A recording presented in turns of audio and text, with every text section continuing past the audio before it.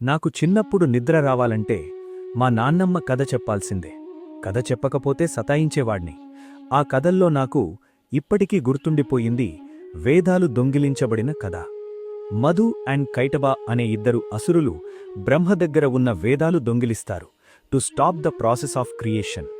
తరువాత ఆ సమయంలో శ్రీ మహావిష్ణువు మత్స్యావతారాన్ని ధరించి ఆ రాక్షసులను సంహరించి వేదాలను తిరిగి పొంది బ్రహ్మకు అప్పగిస్తాడు. క్రియేషన్ కొనసాగడానికి వీలు కల్పిస్తాడు. మన భారతీయ సంస్కృతికి ఆరిజిన్ అయిన సనాతన ధర్మం ఎక్కడ మొదలైంది?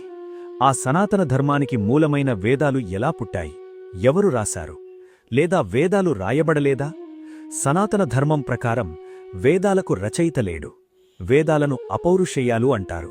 అంటే మనుష్యులు రాయలేదు, దేవతలు కూడా సృష్టించలేదు. వేదాలు ఎప్పటినుంచో ఉన్న శాశ్వత జ్ఞానం. సృష్టి ప్రారంభ సమయంలో బ్రహ్మదేవుడు సృష్టిని మొదలుపెట్టే ముందు ఆయన హృదయంలో దైవజ్ఞానం ధ్వని రూపంలో ప్రత్యక్షమైంది. ఆ ధ్వనినే మనం వేదనాథం అంటాం. అందుకే వేదాలను శృతి అంటే వినబడినవి అంటారు.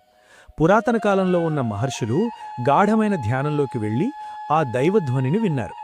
వాళ్లు విన్నదాన్ని వారి శిష్యులకు మౌఖికంగా చెప్పేవారు.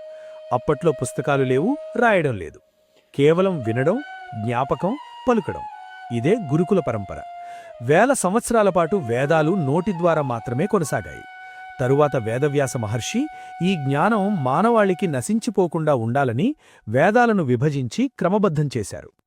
వ్యాసుడు వేదాలను రాయలేదు, సంఘటితం చేశాడు. మొత్తం 4 వేదాలున్నాయి: ఋగ్వేదం, యజుర్వేదం, సామవేదం, అథర్వణవేదం.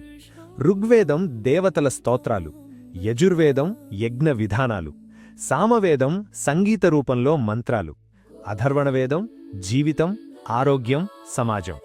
సనాతన ధర్మమంటే కాలానికి అతీతమైన ధర్మం. వేదాలు ఆధార ధర్మానికి మార్గదర్శకం, జీవన విధానం, ఆత్మజ్ఞానం. అందుకే సనాతన ధర్మం వేదాల పునాది. వేదాలు పుస్తకాలు కాదు, వేదాలు ఒక జీవన శాస్త్రం. అవి మనుష్యులు రాయలేదు, కాలంతో పుట్టలేదు, కాలంతో నశించవు. అందుకే వేదాలు సనాతన ధర్మం యొక్క ప్రాణం.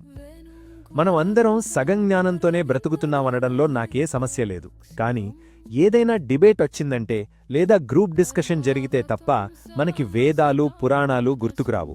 ఎలా అంటే, గీతలో శ్రీకృష్ణుడేమన్నాడో తెలుసా అనంటాం. కొంతమందైతే రామాయణంలో ఇలా జరిగింది, అలా జరిగింది అని మాట్లాడుతుంటారు.